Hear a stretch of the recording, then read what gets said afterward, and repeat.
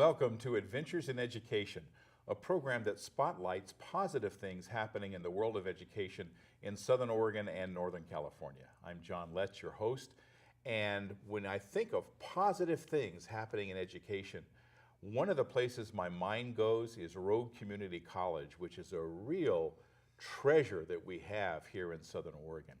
And therefore, I am very pleased to announce my guest today. This is Kathy Kemper-Pell. Thank you so much, Kathy, for being on the program. Thanks for having me, John. Well, you know, I go back with RCC as long as I've been here, of course, and it actually helped me get into my second career, which was teaching. I had committed myself to become a public school teacher. Here was the thing. In high school, I was really bad at math. And I knew that you had to do this SAT thing, you know, and get a certain score. And I just knew I wasn't ready. And at that time, I don't know if it is still the case, RCC had evening classes that you could take. What you did, you took a math test and it placed you. Mm-hmm. And I placed, I'll admit, in beginning algebra, okay, but it got me up to speed, and it got me so much up to speed that when I got into Southern Oregon University, I didn't have to take the math because I tested out of it. So RCC hear that. RCC has a great, place in my career, and career I think is the lens we're really going to use today, because for all the things that RCC does, the huge thing is preparing people for careers and for jobs and, income. It's a good thing. It's part of our mission. Yes. Big part of our mission. So you've marked your first year as president, and how is it going after a year? I love it here. Absolutely love it here. RCC is a great college. The people that work there are so committed to the students and to the community. We have a fantastic, very supportive board, and those two things are what every president dreams of having. And I know when you came on board, the college got involved in developing a strategic plan. Yes. And well, I guess we should explain for viewers, what is a strategic plan and why would you have one? Well, it's our roadmap for what we're trying to accomplish. Usually they cover a 3 to 5 year time period, and strategic plans are meant in a public institution to reflect not only the needs but the capabilities for the community to connect people to either transfer degrees or careers. So for me, it was a great opportunity to fully engage our community and the new college that I had just come to lead in discussions about what do our students need, what do our employers need, what do we as employees of the college need in order to get things done. Mm-hmm. So it was a great experience. We had literally hundreds of people engaged in the discussion, mm-hmm. and a lot of stakeholders. Lots and lots of stakeholders who gave us fabulous input and allowed us to really create what we think is a really elegantly simple, straightforward strategic plan. Oh, that's great. I think of that this is one of the things that if I feel like I need a positive thought or need to, you hear a lot of negative things if you've watched the news and stuff. It's like, give me something that's going well.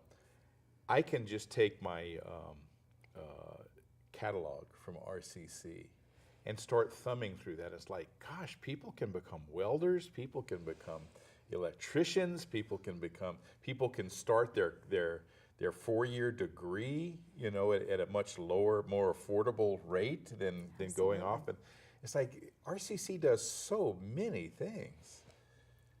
Community colleges nationwide have a pretty big mission, and we are full service institutions, if you will. And so we not only provide an affordable start to a 4-year degree in career and technical education, we also provide short-term workforce training for incumbent workers. We provide leisure learning, and we provide a lot of adult basic skills that will help people who are coming to education, perhaps maybe without even a high school diploma, to be able to have access to higher education. And you know, that last point, life happens. And yes, we all would love, you know, for our kids to go all the way through and get the diploma and go on from there. But life happens sometimes, and those things get interrupted. And I just think it's great that there's that second chance, that extra opportunity that's provided there. We're one of the few countries in the world that provides an opportunity or a school of second chances, if you will, for individuals to regroup and try again, or even change career pathways altogether. Now, how do you gather the information? You know, we have employers here in our region, and they have needs for their workforce. So how does those two things kind of come together? Well, we included a huge number of employers in focus groups during the strategic planning process, which was really helpful. I also participate in several industry-oriented groups in the community, So Ready, Business Education Partnership, Road Workforce Partnership, and those are opportunities for me to spend time, productive time with employers across the region, hearing what their needs are. Those are extremely valuable relationships, and I can connect them then with people inside of our institution who are working with specific degrees and certificates that they're finding match their hiring needs. So with the career kind of focus, that workforce training, how do you measure the success of that? Is there a way you can see how many people end up with jobs in that area? Absolutely. It's difficult to track, but getting easier. The state of Oregon is making it easier for us to be able to track into employment now, which we love, because data is extremely important, and being able to work with our local employers also to have them let us know when they've hired one of our students.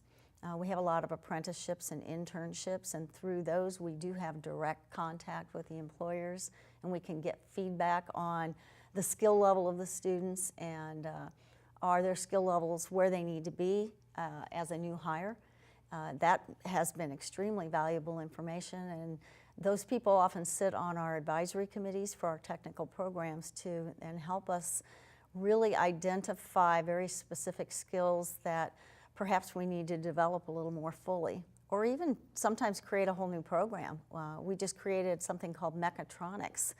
Oh, I saw that term, and I don't think I'd ever seen that before. Tell us about that. Mechatronics is actually a combination of several fields. So there's a little bit of welding, there's electrical technology involved, there's advanced manufacturing skills involved, and it's almost a manufacturing jack-of-all-trades sort of position.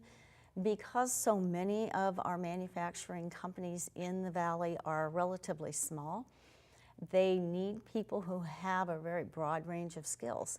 And so at their request, we have, with a lot of input from them, created a specific skill set that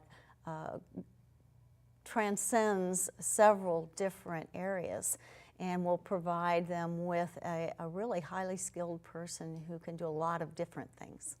That's great. You know, one of the complaints you hear in a rural community, and we're kind of, you know, we're not terribly rural, but we're still not, you know, we're not exactly a big metropolis, is that, you know, people say, well, my kids grow up here, but they can't stay here. They have to leave to get employment.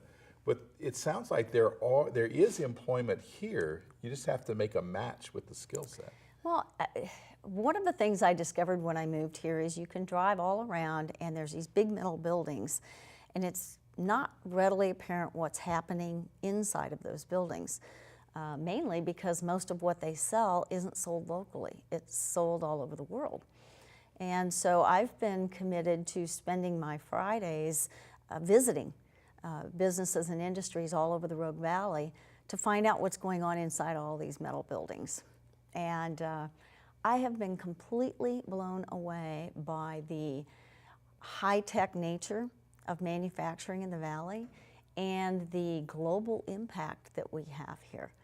A lot of companies here are selling, I wouldn't say one of a kind, but they have niche markets that they serve, and they're selling product all over the world. So that revenue is coming into the Rogue Valley and helping to support the economy here, but very few people know that that's what's happening. You know, I see that as such a more positive thing. You know, we look in the past, a lot of people are oriented toward the past. Well, the past, you had one or two big industries or big employers, and the thing is, you're so vulnerable in that case, because if one of them leaves or goes out of business, then you have this huge number of people that are affected. But it sounds like what you're seeing is much more diversified, and we're not talking about the future, we're talking about the present. Exactly. There's over 440 advanced manufacturers in the Rogue Valley right now, and they're all having trouble filling positions. Did you guys hear that? People who are wanting to work? Absolutely. There are jobs, and most of those jobs require some training. It's very difficult to walk in off the street with only a high school diploma and get these jobs, because technology has really changed the workplace. So what we're doing is we're providing short-term training that will allow people to get the skills to step into these high-tech jobs. And these are jobs that pay very well. We're talking family wages here. Yes, we are. Wow, that's great, because that's what's needed. I was bragging to a friend of mine about, I see all these help wanted signs at all these little, you know, restaurants and stuff, like fast food restaurants. Right. And it was pointed out to me, yeah, that's true, but those are not family wage jobs. But you're talking about the real thing. Yeah, I'm talking about life-changing careers that can take a family out of poverty and into a living wage, a stable living wage. Hear that? We're talking about Rogue Community College, and we're going to take a little break. This is just a little, we call it a public service announcement that from RCC that has to do with this whole thing of career. So let's watch this, and we'll be right back. Are you looking for a career that works for you? Check out Rogue Community College. RCC offers more than 80 career and technical programs in high-paying fields like allied health, business, electronics, and manufacturing.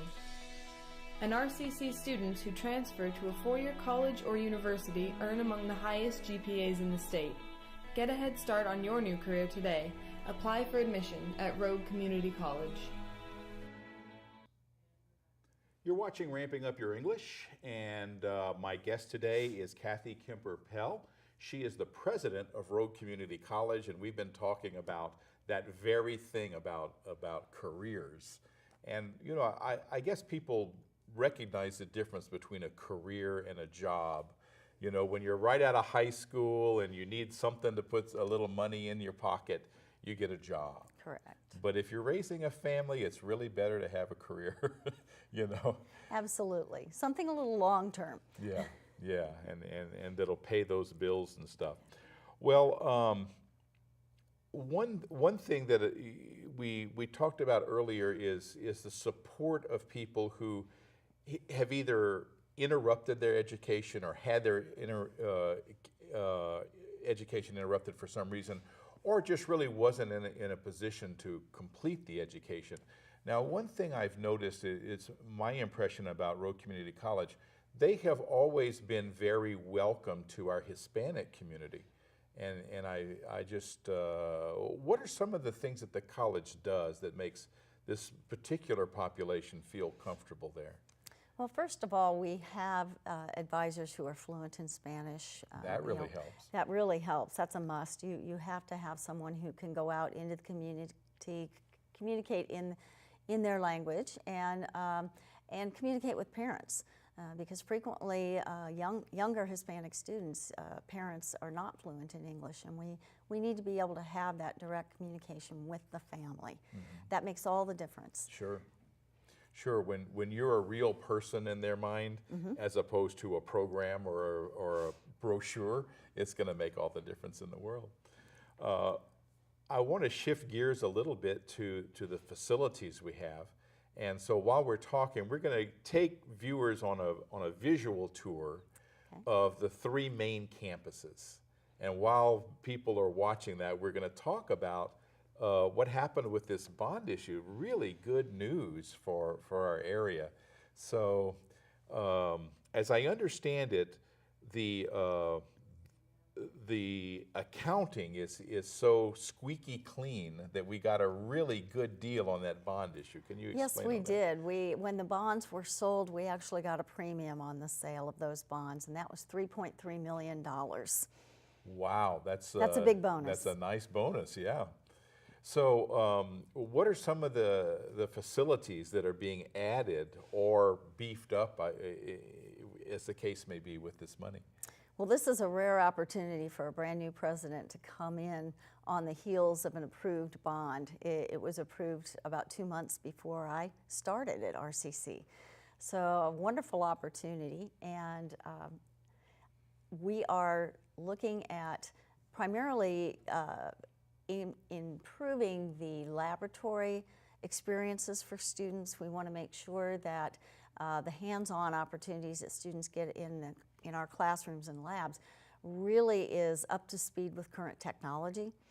So at our Table Rock campus, where we do primarily focus on technical programs, the first thing we did was a master plan for that campus, which has been completed.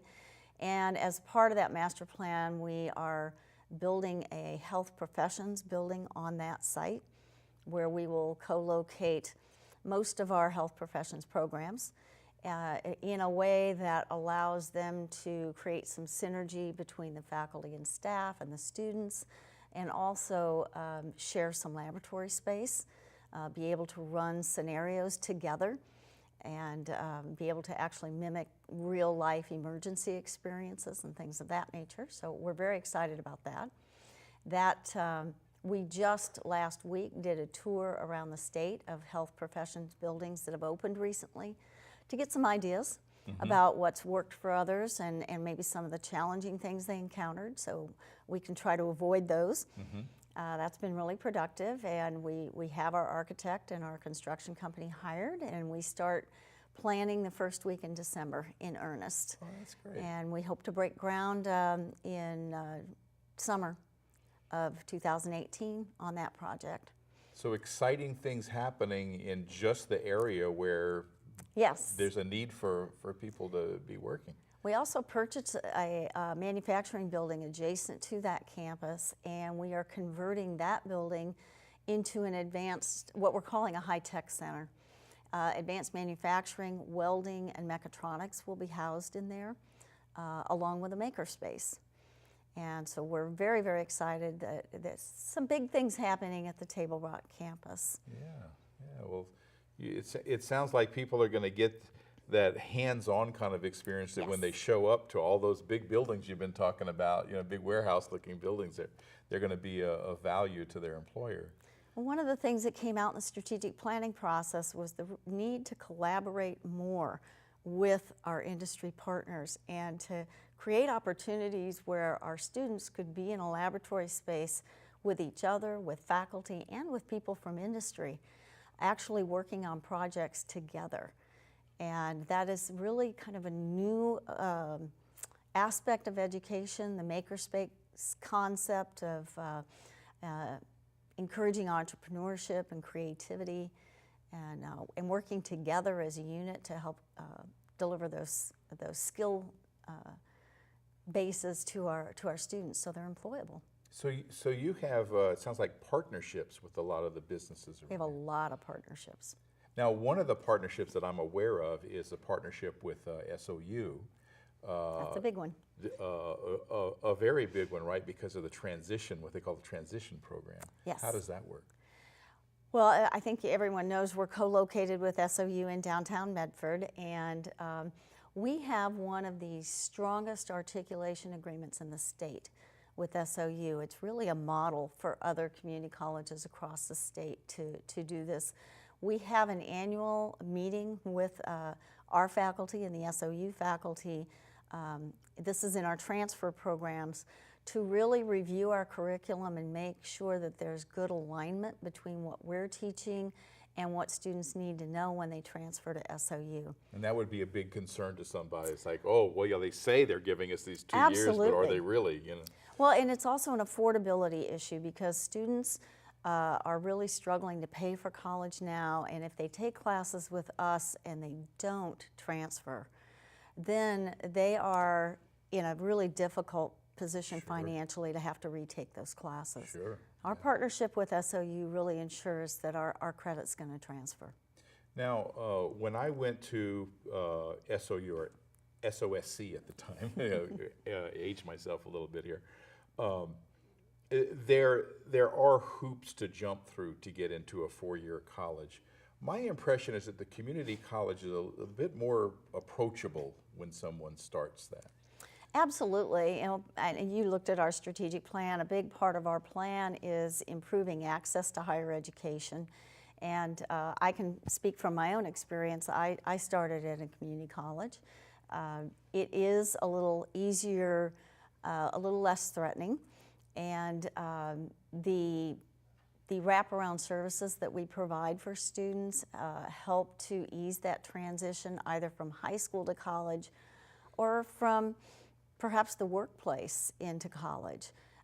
We have a significant number of students who have either had other careers or no career at all. Maybe they stayed home and raised children and then are now coming later in life to RCC. Those can be really intimidating. Oh, yeah. And the small size of our classes and the services that we provide to help keep students feeling comfortable with the educational process are huge in helping them complete. And you know, on your website, there's this wonderful graph that shows the, I think it's the average cost of education. Mm-hmm. For private, which is way up there. You better have money if you're going to a private institution. And then a state college. Mm-hmm. And then it shows the community college, and you can see the difference in the amount of money you have to come up with. Absolutely. It's about $18,000 a year at RCC. Your typical state university will be between 26 and 36. And you get into a private university and you're talking about $56,000 a year. A year, that's just mind-blowing to me because it wasn't anywhere near that when I went to college, so I kind of got in at a good time. But I'm sure if I'd have started at RCC, it would have been even lower. You know?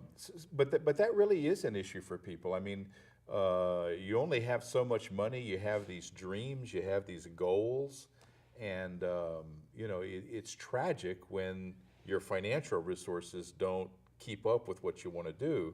Now, we know that 4-year colleges have help, financial aid. Is that the case with Rogue Community College as well? Absolutely. Students can apply for federal financial aid, just like they can at SOU. In fact, it's even the same application form. The difficulty is that oftentimes, even if a student qualifies for financial aid, the expected family contribution can be very off the mark. The federal formula for calculating that really fails to take into account some pretty critical factors like the cost of living in your area or the availability of housing. And without those considerations, oftentimes students are not given the true amount of financial assistance that they need. And then you have students who, for whatever reason, they may be undocumented. They may have parents who actually just refuse to share their financial information on the form. Those students are really at a strong disadvantage because they can't apply for federal financial aid. We do have scholarships through the Rogue Community College Foundation, and those are additional monies that are available to students that have been donated by people in the Rogue Valley to help assist. We've endured over a year now of very troubling kind of federal policy from one branch of our government.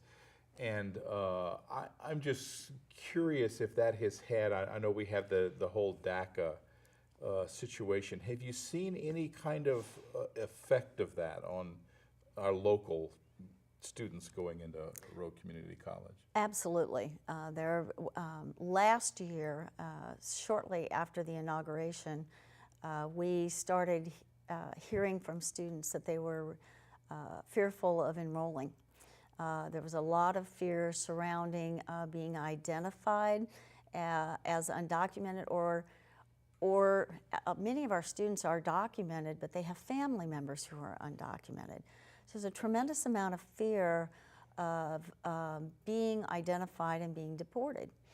And so we had to address those fears, and we really had to be very public about the fact that we are required by law to keep student information private. They have to give us permission to release their personal information. Right. And even with that reassurance, we still had a lot of students who just were very fearful.